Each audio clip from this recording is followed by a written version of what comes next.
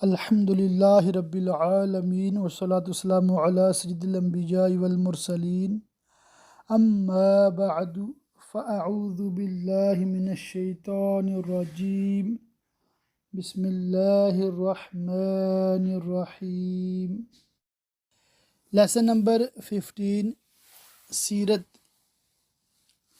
اس میں ہم سیرت مصطفیٰ صلی اللہ تعالی علیہ وآلہ وسلم کتاب سے پڑھتے ہیں۔ آج انشاءاللہ تعالی صفحہ نمبر 194 کا سیکنڈ ہاف، یہاں 7واں باب اس کتاب کا شروع ہو رہا ہے۔ ہجرت کا دوسرا سال ہے، یہ پڑھیں گے انشاءاللہ تعالی۔ توجہ کے ساتھ سنتے بھی جائیں، اپنی اسکرین پر دیکھتے بھی جائیں اور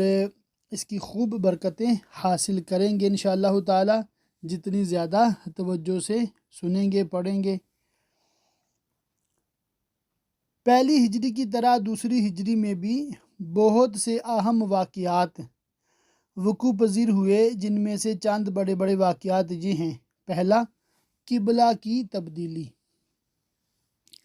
جب تک حضور صلی اللہ تعالی علیہ وآلہ وسلم مکہ میں رہے، خانہ کعبہ کی طرف منہ کر کے نماز پڑھتے رہے،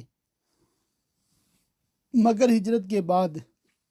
جب آپ مدینہ منورہ تشریف لائے تو خداوند تعالی کا یہ حکم ہوا کہ آپ اپنی نمازوں میں بیت المقدس کو اپنا قبلہ بنائیں۔ چنانچہ آپ 16 یا 17 مہینے تک بیت المقدس کی طرف رخ کر کے نماز پڑھتے رہے، مگر آپ کے دل کی تمنا یہی تھی کہ کعبہ ہی کو قبلہ بنایا جائے۔ چنانچہ آپ اکثر آسمان کی طرف چہرہ اٹھا کر اس کے لیے وحی الہی کا انتظار فرماتے رہے، یہاں تک کہ ایک دن اللہ تعالیٰ نے اپنے حبیب صلی اللہ تعالی علیہ وآلہ وسلم کی قلبی آرزو پوری فرمانے کے لیے قرآن کی یہ آیت نازل فرما دی کہ سورہ بقرہ کی آیت نمبر 144 ہے۔ ترجمہ: ہم دیکھ رہے ہیں بار بار آپ کا آسمان کی طرف منہ کرنا، تو ہم ضرور آپ کو پھیر دیں گے اسی قبلہ کی طرف جس میں آپ کی خوشی ہے، تو ابھی آپ پھیر دیجئے اپنا چہرہ مسجد حرام کی طرف۔ چنانچہ حضور اقدس صلی اللہ تعالی علیہ وآلہ وسلم قبیلہ بنی سلمہ کی مسجد میں نماز ظہر پڑھا رہے تھے کہ حالت نماز ہی میں یہ وحی نازل ہوئی، اور نماز ہی میں آپ نے بیت المقدس سے مڑ کر خانہ کعبہ کی طرف اپنا چہرہ کر لیا، اور تمام مقتدیوں نے بھی آپ کی پیروی کی۔ اس مسجد کو جہاں یہ واقعہ پیش آیا مسجد القبلتین کہتے ہیں، اور آج بھی یہ تاریخی مسجد زیارت گاہ خاص و عوام ہے، جو شہر مدینہ سے تقریباً 2 کلومیٹر دور جانب شمال مغرب واقع ہے۔ اللہ کے فضل سے مجھے بھی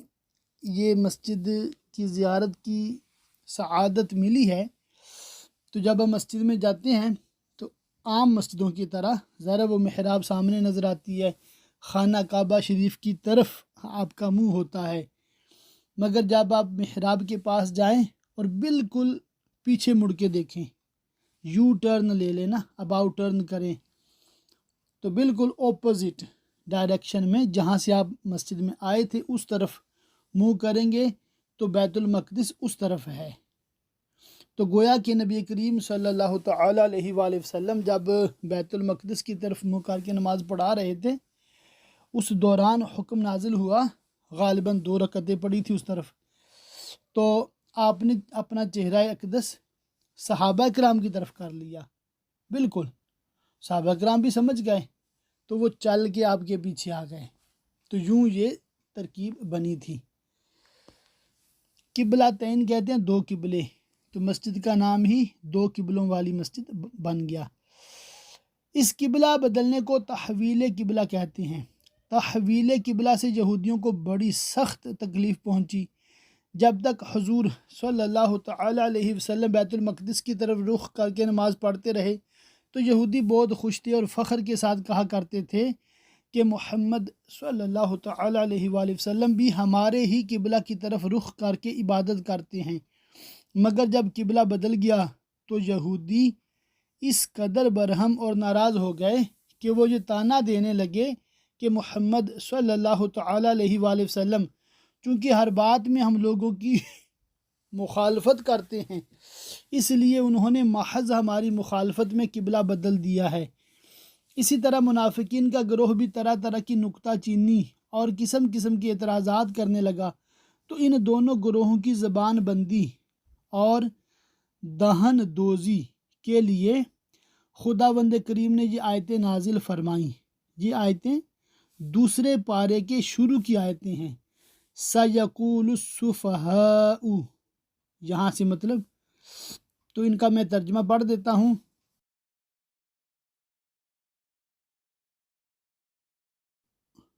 اب کہیں گے بے وقوف لوگوں میں سے کس نے پھیر دیا مسلمانوں کو ان کے اس قبلہ سے جس پر وہ تھے؟ آپ کہہ دیجئے کہ پورب پچھم یعنی مشرق مغرب سب اللہ ہی کا ہے، وہ جسے چاہے سیدھی راہ چلاتا ہے۔ اور اے محبوب، آپ پہلے جس قبلہ پر تھے ہم نے وہ اسی لیے مقرر کیا تھا کہ دیکھیں کون رسول کی پیروی کرتا ہے اور کون الٹے پاؤں پھر جاتا ہے، اور بلا شبہ یہ بڑی بھاری بات تھی مگر جن کو اللہ تعالیٰ نے ہدایت دے دی ہے، یعنی ان کے لیے کوئی بڑی بات نہیں۔ پہلی آیت میں یہودیوں کے اعتراض کا جواب دیا گیا کہ خدا کی عبادت میں قبلہ کی کوئی خاص جہت ضروری نہیں ہے، اس کی عبادت کے لیے پورب پچھم اتر دکن سب جہتیں برابر ہیں۔ اللہ تعالیٰ جس جہت کو چاہے اپنے بندوں کے لیے قبلہ مقرر فرما دے، لہٰذا اس پر کسی کو اعتراض کا کوئی حق نہیں ہے۔ دوسری آیت میں منافقین کی زبان بندی کی گئی ہے جو تحویل قبلہ کے بعد ہر طرف یہ پروپیگنڈا کرنے لگے تھے کہ پیغمبر اسلام تو اپنے دین کے بارے میں خود ہی متردد ہیں، معاذ اللہ۔ کبھی بیت المقدس کو قبلہ مانتے ہیں، کبھی کہتے ہیں کہ کعبہ، کبھی کہتے ہیں کہ کعبہ قبلہ ہے۔ آیت میں تحویل قبلہ کی حکمت بتا دی گئی کہ منافقین جو محض نمائشی مسلمان بن کر نمازیں پڑھا کرتے تھے وہ قبلہ کے بدلتے ہی بدل گئے اور اسلام سے منحرف ہو گئے۔ اس طرح ظاہر ہو گیا کہ کون صادق الایمان ہے اور کون منافق، اور کون رسول اللہ صلی اللہ تعالی علیہ وآلہ وسلم کی پیروی کرنے والا ہے اور کون دین سے پھر جانے والا۔ یہ بات عام کتب تفسیر و سیرت میں لکھی ہوئی ہے۔ لڑائیوں کا سلسلہ۔ اب تک حضور اقدس صلی اللہ تعالی علیہ وآلہ وسلم کو خدا کی طرف سے صرف یہ حکم تھا کہ دلائل اور موعظہ حسنہ کے ذریعے لوگوں کے اسلام کی دعوت دیتے رہیں، اور مسلمانوں کو کفار کی ایذاؤں پر صبر کا حکم تھا۔ اسی لیے کافروں نے مسلمانوں پر بڑے بڑے ظلم و ستم کے پہاڑ توڑے، مگر مسلمانوں نے انتقام کے لیے کبھی ہتھیار نہیں اٹھایا، بلکہ ہمیشہ صبر و تحمل کے ساتھ کفار کی ایذاؤں اور تکلیفوں کو برداشت کرتے رہے۔ لیکن ہجرت کے بعد جب سارا عرب اور یہودی ان مٹھی بھر مسلمانوں کے جانی دشمن ہو گئے اور ان مسلمانوں کو فنا کے گھاٹ اتار دینے کا عزم کر لیا، تو خداوند قدوس نے مسلمانوں کو یہ اجازت دی کہ جو لوگ تم سے جنگ کی ابتدا کریں ان سے تم بھی لڑ سکتے ہو۔ چنانچہ 12 صفر 2 ہجری تواریخ اسلام میں وہ یادگار دن ہے جس میں خداوند کردگار نے مسلمانوں کو کفار کے مقابلہ میں تلوار اٹھانے کی اجازت دی، اور یہ آیت نازل فرمائی کہ ترجمہ جن سے لڑائی کی جاتی ہے یعنی مسلمان، ان کو بھی اب لڑنے کی اجازت دی جاتی ہے کیونکہ وہ یعنی مسلمان مظلوم ہیں اور خدا ان کی مدد پر یقیناً قادر ہے۔ حضرت امام محمد بن شہاب زہری علیہ رحمہ کا قول ہے کہ جہاد کی اجازت کے بارے میں یہی وہ آیت ہے جو سب سے پہلے نازل ہوئی، مگر تفسیر ابن جریر میں ہے کہ جہاد کے بارے میں سب سے پہلے جو آیت اتری وہ یہ ہے: خدا کی راہ میں ان لوگوں سے لڑو جو تم لوگوں سے لڑتے ہیں، بہرحال 2 ہجری میں مسلمانوں کو خداوند تعالیٰ نے کفار سے لڑنے کی اجازت دے دی، مگر ابتدا میں یہ اجازت مشروط تھی، یعنی صرف انہی کافروں سے جنگ کرنے کی اجازت تھی جو مسلمانوں پر حملہ کریں۔ مسلمانوں کو ابھی تک اس کی اجازت نہیں ملی تھی کہ وہ جنگ میں اپنی طرف سے پہل کریں، لیکن حق واضح ہو جانے اور باطل ظاہر ہو جانے کے بعد چونکہ تبلیغ حق اور احکام الہی کی نشر و اشاعت حضور صلی اللہ علیہ وآلہ وسلم پر فرض تھی، اس لیے تمام ان کفار سے جو عناد یعنی دشمنی کے طور پر حق کو قبول کرنے سے انکار کرتے تھے، جہاد کا حکم نازل ہو گیا، خواہ وہ مسلمانوں سے لڑنے میں پہل کریں یا نہ کریں، کیونکہ حق کے ظاہر ہو جانے کے بعد حق کو قبول کرنے کے لیے مجبور کرنا اور باطل کو جبراً ترک کرانا یہ عین حکمت اور بنی نوع انسان کی صلاح و فلاح کے لیے انتہائی ضروری تھا۔ بہرحال اس میں کوئی شک نہیں کہ ہجرت کے بعد جتنی لڑائیاں بھی ہوئیں، اگر پورے ماحول کو گہری نگاہ سے بغور دیکھا جائے تو یہی ظاہر ہوتا ہے کہ یہ سب لڑائیاں کفار کی طرف سے مسلمانوں کے سر پر مسلط کی گئیں اور غریب مسلمان بدرجائے مجبوری تلوار اٹھانے پر مجبور ہوئے۔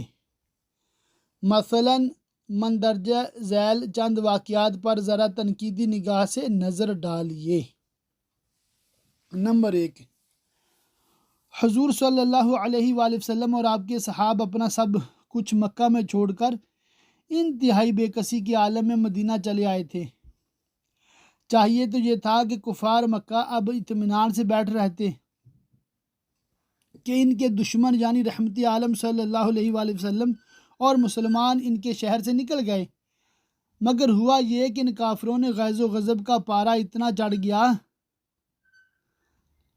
کہ اب یہ لوگ اہل مدینہ کے بھی دشمن جان بن گئے۔ چنانچہ ہجرت کے چند روز بعد کفار مکہ نے رئیس انصار عبداللہ بن ابی کے پاس دھمکیوں سے بھرا ہوا ایک خط بھیجا۔ عبداللہ بن ابی وہ شخص ہے کہ واقعہ ہجرت سے پہلے تمام مدینہ والوں نے اس کو اپنا بادشاہ مان کر اس کی تاج پوشی کی تیاری کر لی تھی، مگر حضور صلی اللہ تعالیٰ علیہ وآلہ وسلم کے مدینہ تشریف لانے کے بعد یہ اسکیم ختم ہو گئی۔ چنانچہ اسی غم و غصہ میں عبداللہ بن ابی عمر بار منافقوں کا سردار بن کر اسلام کی بیخ کنی کرتا رہا اور اسلام و مسلمانوں کے خلاف طرح طرح کی سازشوں میں مصروف رہا۔ بہرکیف کفار مکہ نے اس دشمن اسلام کے نام جو خط لکھا، اس کا مضمون یہ ہے کہ تم نے ہمارے آدمی یعنی محمد صلی اللہ تعالیٰ علیہ وآلہ وسلم کو اپنے یہاں پناہ دے رکھی ہے۔ ہم خدا کی قسم کھا کر کہتے ہیں کہ یا تو تم لوگ ان کو قتل کر دو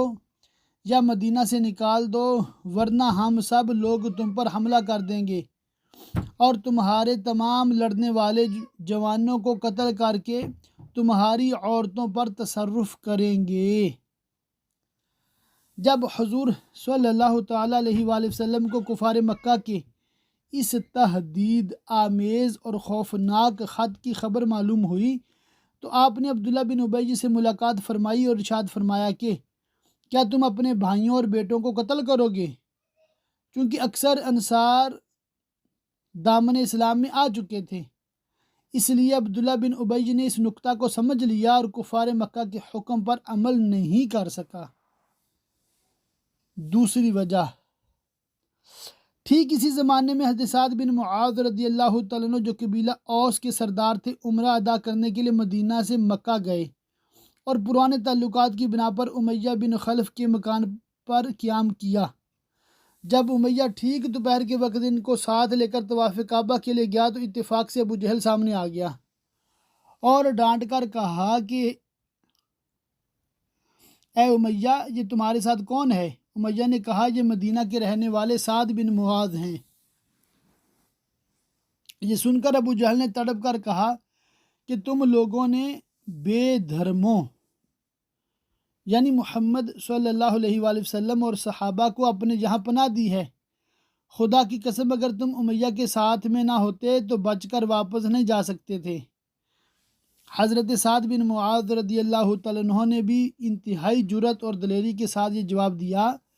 کہ اگر تم لوگوں نے ہم کو کعبہ کی زیارت سے روکا تو ہم تمہاری شام کی تجارت کا راستہ روک دیں گے۔ تیسرا، کفار مکہ نے صرف انہی دھمکیوں پر بس نہیں کیا بلکہ وہ مدینہ پر حملہ کی تیاریاں کرنے لگے اور حضور صلی اللہ تعالیٰ علیہ وآلہ وسلم اور مسلمانوں کے قتل عام کا منصوبہ بنانے لگے۔ چنانچہ حضور صلی اللہ تعالیٰ علیہ وآلہ وسلم راتوں کو جاگ جاگ کر بسر کرتے تھے اور صحابہ اکرام رضی اللہ تعالیٰ عنہم آپ کا پہرا دیا کرتے تھے۔ کفار مکہ نے سارے عرب پر اپنے اثر و رسوخ کی وجہ سے تمام قبائل میں یہ آگ بھڑکا دی تھی کہ مدینہ پر حملہ کر کے مسلمانوں کو دنیا سے نیست و نابود کرنا ضروری ہے۔ مذکورہ بالا تینوں وجوہات کی موجودگی میں ہر عاقل کو یہ کہنا ہی پڑے گا کہ ان حالات میں حضور صلی اللہ علیہ وآلہ وسلم کو حفاظت خود اختیاری کے لیے کچھ نہ کچھ تدبیر کرنی ضروری ہی تھی تاکہ انصار و مہاجرین اور خود اپنی زندگی کی بقا اور سلامتی کا سامان ہو جائے۔ چنانچہ کفار مکہ کے خطرناک ارادوں کا علم ہو جانے کے بعد حضور صلی اللہ تعالیٰ علیہ وآلہ وسلم نے اپنی اور صحابہ کی حفاظت خود اختیاری کے لیے 2 تدبیروں پر عمل درآمد کا فیصلہ فرمایا۔ اول یہ کہ کفار مکہ کی شامی تجارت جس پر ان کی زندگی کا دار و مدار ہے اس میں رکاوٹ ڈال دی جائے تاکہ وہ مدینہ پر حملہ کا خیال چھوڑ دیں اور صلح پر مجبور ہو جائیں۔ دوم یہ کہ مدینہ کے اطراف میں جو قبائل آباد ہیں ان سے امن امان کا معاہدہ ہو جائے تاکہ کفار مکہ مدینہ پر حملہ کی نیت نہ کر سکیں۔ چنانچہ حضور صلی اللہ علیہ وآلہ وسلم نے انہی 2 تدبیروں کے پیش نظر صحابہ کرام کے چھوٹے چھوٹے لشکروں کو مدینہ کے اطراف میں بھیجنا شروع کر دیا اور بعض لشکروں کے ساتھ خود بھی تشریف لے گئے۔ صحابہ کرام رضی اللہ تعالیٰ عنہم کے یہ چھوٹے چھوٹے لشکر کبھی کفار مکہ کی نقل و حرکت کا پتہ لگانے کے لیے جاتے تھے اور کہیں بعض قبائل سے معاہدہ امن و امان کرنے کے لیے روانہ ہوتے تھے، کہیں اس مقصد سے بھی جاتے تھے کہ کفار مکہ کی شامی تجارت کا راستہ بند ہو جائے۔ اسی سلسلہ میں کفار مکہ اور ان کے حلیفوں سے مسلمانوں کا ٹکراؤ شروع ہوا اور چھوٹی بڑی لڑائیوں کا سلسلہ شروع ہو گیا۔ انہی لڑائیوں کو تاریخ اسلام میں غزوات و سرایا کے عنوان سے بیان کیا گیا ہے۔ غزوہ اور سریہ کا فرق۔ یہاں مصنفین سیرت کی یہ اصطلاح یاد رکھنی ضروری ہے کہ وہ جنگی لشکر جس کے ساتھ حضور صلی اللہ علیہ وآلہ وسلم بھی تشریف لے گئے اس کو غزوہ کہتے ہیں، اور وہ لشکروں کی ٹولیاں جن میں حضور علیہ السلام شامل نہیں ہوئے ان کو سریہ کہتے ہیں۔ غزوات یعنی جن جن لشکروں میں حضور صلی اللہ علیہ وآلہ وسلم شریک ہوئے ان کی تعداد میں مورخین کا اختلاف ہے۔ مواہب اللدنیہ میں ہے کہ غزوات کی تعداد 27 ہے اور روضۃ الاحباب میں یہ لکھا ہے کہ غزوات کی تعداد ایک قول کی بنا پر 21 اور بعض کے نزدیک 24 ہے، اور بعض نے کہا کہ 25 اور بعض نے لکھا 26 ہے۔ مگر حضرت امام بخاری نے حضرت زید بن ارقم صحابی رضی اللہ تعالیٰ عنہ سے جو روایت تحریر کی ہے اس میں غزوات کی کل تعداد 19 بتائی گئی ہے۔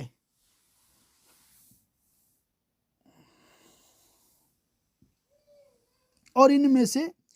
جن 9 غزوات میں جنگ بھی ہوئی وہ یہ ہے: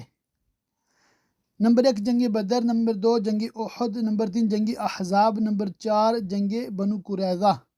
نمبر 5 جنگ بنو مستلق، نمبر 6 جنگ خیبر، نمبر 7 فتح مکہ، نمبر 8 جنگ حنین، نمبر 9 جنگ طائف۔ سرایا یعنی جن لشکروں کے ساتھ حضور صلی اللہ تعالیٰ علیہ وآلہ وسلم تشریف نہیں لے گئے ان کی تعداد بعض مورخین کے نزدیک 47 اور بعض کے نزدیک 56 ہے۔ امام بخاری نے محمد بن اسحاق سے روایت کیا ہے کہ سب سے پہلا غزوہ ابواء اور سب سے آخری غزوہ تبوک ہے، اور سب سے پہلا سریہ جو مدینہ سے جنگ کے لیے روانہ ہوا وہ سریہ حمزہ ہے جس کا ذکر آگے آتا ہے۔ غزوات و سرایا، ہجرت کے بعد کا تقریباً کل زمانہ غزوات و سرایا کے اہتمام و انتظام میں گزرا، اس لیے کہ اگر غزوات کی کم سے کم تعداد جو روایت میں آئی ہے یعنی 19 اور سرایا کی کم سے کم تعداد جو روایتوں میں آئی ہے 47 شمار کر لی جائے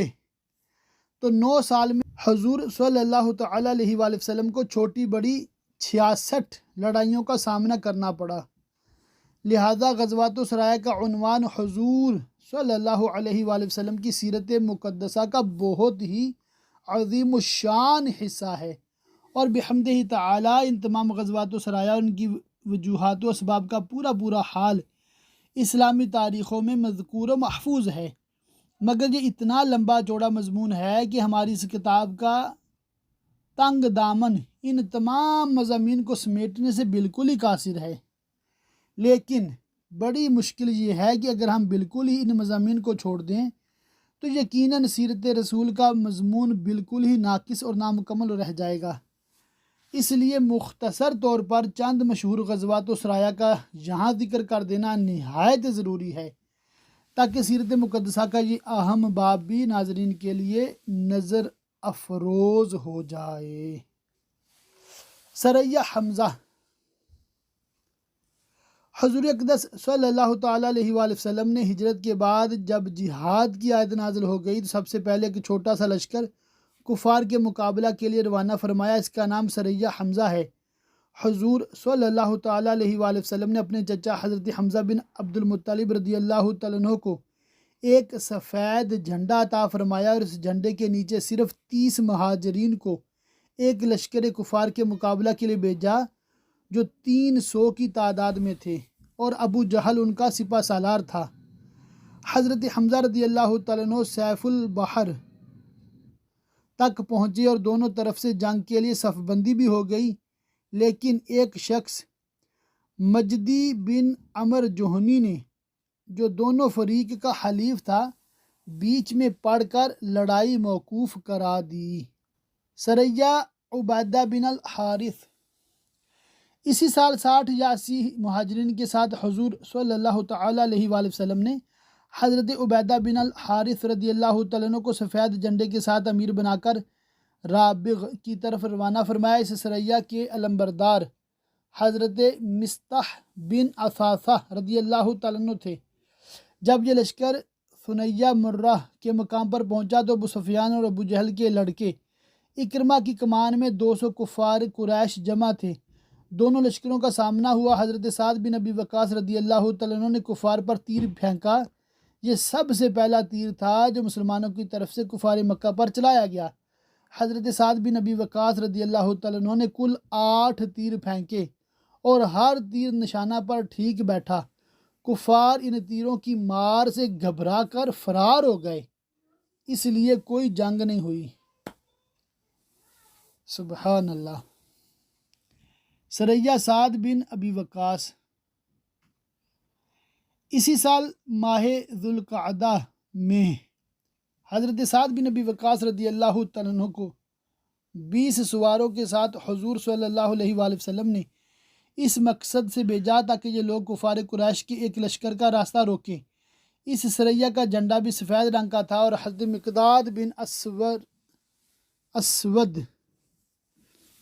بن اسود رضی اللہ تعالیٰ عنہ اس لشکر کے علمبردار تھے۔ یہ لشکر راتوں رات سفر کرتے ہوئے جب 5ویں دن مقام خرار پر پہنچا تو پتہ چلا کہ مکہ کے کفار ایک دن پہلے ہی فرار ہو چکے ہیں، اس لیے کسی تصادم کی نوبت ہی نہیں آئی۔ غزوہ ابواء، اس غزوہ کو غزوہ ودان بھی کہتے ہیں۔ یہ سب سے پہلا غزوہ ہے، یعنی پہلی مرتبہ حضور صلی اللہ تعالیٰ علیہ وآلہ وسلم جہاد کے ارادہ سے ماہ صفر 2 ہجری میں 60 مہاجرین کو اپنے ساتھ لے کر مدینہ سے باہر نکلے۔ حضرت سعد بن عبادہ رضی اللہ تعالیٰ عنہ کو مدینہ میں اپنا خلیفہ بنایا اور حضرت حمزہ رضی اللہ تعالیٰ عنہ کو جھنڈا دیا اور مقام ابواء تک کفار کا پیچھا کرتے ہوئے تشریف لے گئے، مگر کفار مکہ فرار کر چکے تھے، اس لیے کوئی جنگ نہیں ہوئی۔ ابواء مدینہ سے 80 میل دور ایک گاؤں ہے جہاں حضور صلی اللہ تعالیٰ علیہ وآلہ وسلم کی والدہ ماجدہ حضرت آمینہ رضی اللہ تعالی عنہا کا مزار ہے۔ یہاں چند دن ٹھہر کر قبیلہ بنو زمرہ کے سردار مخشی بن عمر زمری سے امداد باہمی کا ایک تحریری معاہدہ کیا اور مدینہ واپس تشریف لائے۔ اس غزوہ میں 15 دن آپ صلی اللہ تعالیٰ علیہ وآلہ وسلم مدینہ سے باہر رہے۔ غزوہ بوات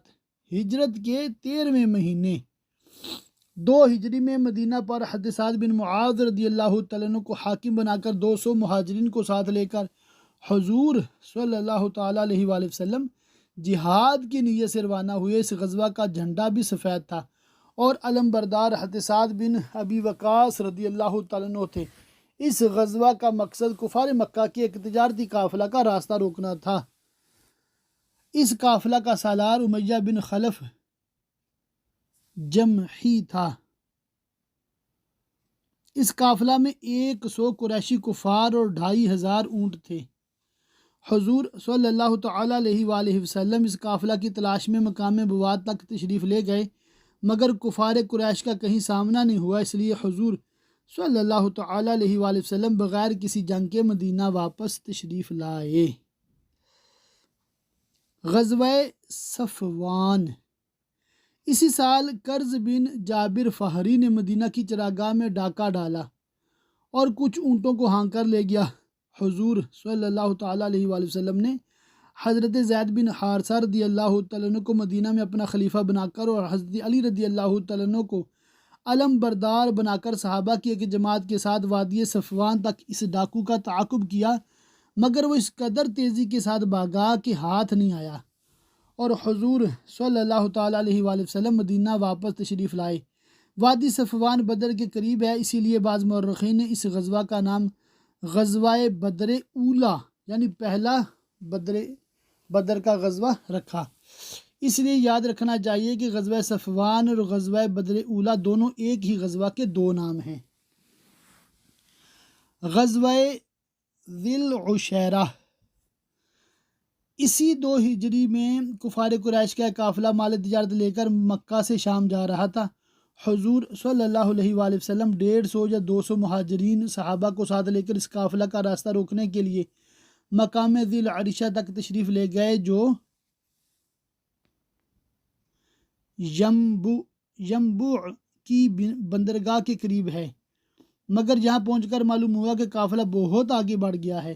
اس لیے کوئی ٹکراؤ نہیں ہوا۔ مگر یہی قافلہ جب شام سے واپس لوٹا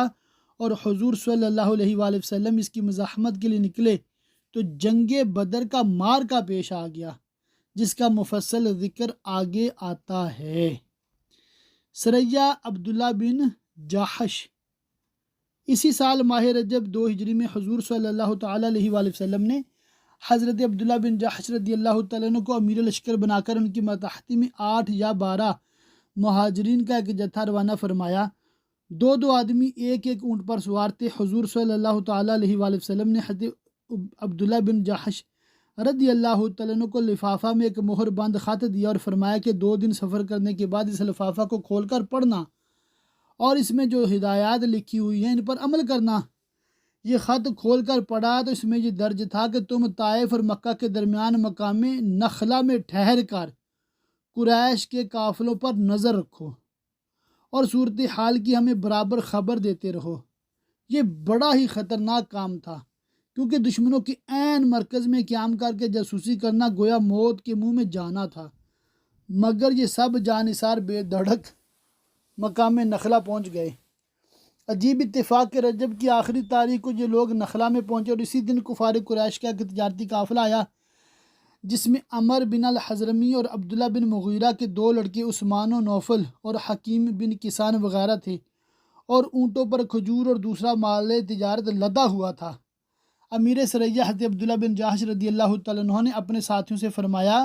کہ اگر ہم ان قافلہ والوں کو چھوڑ دیں تو یہ لوگ مکہ پہنچ کر ہم لوگوں کی یہاں موجودگی سے مکہ والوں کو باخبر کر دیں گے اور ہم لوگوں کو قتل یا گرفتار کرا دیں گے، اور اگر ہم ان لوگوں سے جنگ کریں تو آج رجب کی آخری تاریخ ہے،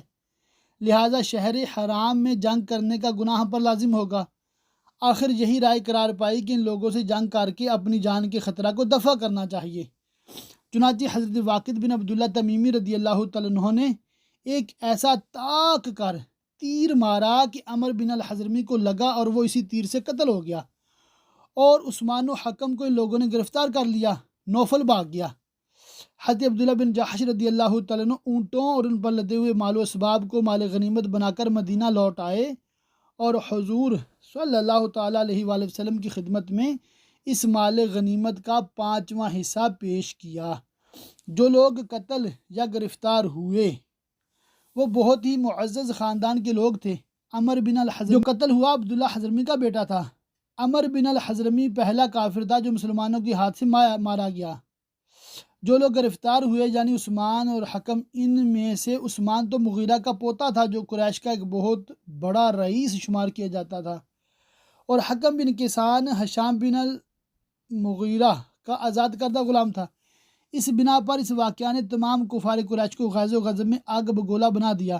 اور خون کا بدلہ خون، خون کا بدلہ خون لینے کا نعرہ مکہ کی ہر کوچہ و بازار میں گونجنے لگا، اور در حقیقت جنگ بدر کا مارکہ اسی واقعہ کا رد عمل ہے۔ چنانچہ حضرت عروہ بن زبیر رضی اللہ تعالیٰ عنہ کا بیان ہے کہ جنگ بدر اور تمام لڑائیاں جو کفار قریش سے ہوئیں، ان سب کا بنیادی سبب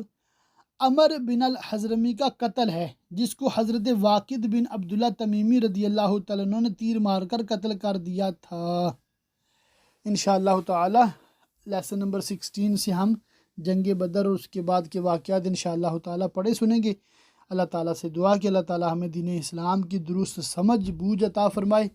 اور ان دینی احکامات کو سیکھ کر سمجھ کر عمل کرنے اور دوسروں تک پہنچانے کی توفیق عطا فرمائے۔ آمین بجاہ النبی الامین وصلی اللہ تعالی علیہ وآلہ وصحبہ وبارک وسلم۔